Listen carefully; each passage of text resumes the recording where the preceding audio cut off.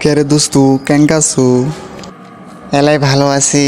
এলা তুই কেঙ্কা আছিস? ভাবি কেঙ্কা আছে? তোর ভাবি ভালোই আছে। এলা কুড়ি থেকে আসলো, বাড়ি থেকে আসলো নাকি? হয় রে, এলাই বন্ধুর কথা মনে হচ্ছে আর বাড়িতে থাকতে পারলাম না, তাই চলে আসলাম। ও, তো খবর কি? তোমার ওই জায়গার খবর কি? দিনকাল কেঙ্কা ভাবে চলে?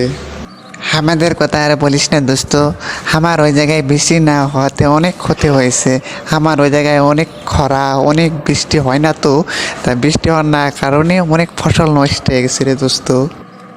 তো আমার ওই জায়গাও তো একই। আমরা অনেক শাক সবজি চাষ করেছিলাম, তাই বৃষ্টি না হওয়ার কারণে সেগুলো মরে গিয়েছে।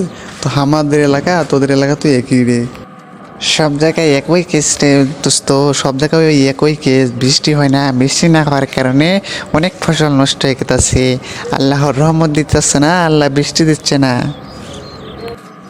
ওরে দোস্ত, তাহলে চল আসে, আমরা আল্লাহর কাছে দোয়া করি। আমাদের এই বৃষ্টির দিন লাগবে, আমরা বৃষ্টি চাই আল্লাহর কাছে। আল্লাহ যেন আমাদের বৃষ্টি দেয়, আমাদের যেন উপকার করে। চল দোস্ত, আল্লাহ আল্লাহ করি। তুই ঠিকই বলছু রে দোস্ত, তুই ঠিকই বলছু। চল আসে আমরা আল্লাহ আল্লাহ করি, আল্লাহ আমাদের রহমত করবে, আল্লাহ আমাদের রহমত করবে। চল দোস্ত আমরা আল্লাহ আল্লাহ বলি, আল্লাহ আমাদের যেন রহমত করে। দোস্ত তুই ঠিকই বলছু রে। তো চল দোস্ত আসে, আসলে আমরা আল্লাহ আল্লাহ করি। আর দর্শক সবাই বললে আমরা নাকি উত্তরবঙ্গের মফিজ। তো উত্তরবঙ্গের মফিজ নাকি আজকে আমরা উত্তরবঙ্গের মানুষের বগুড়া ভাষার কথা বলে একটা ভিডিও বানালাম।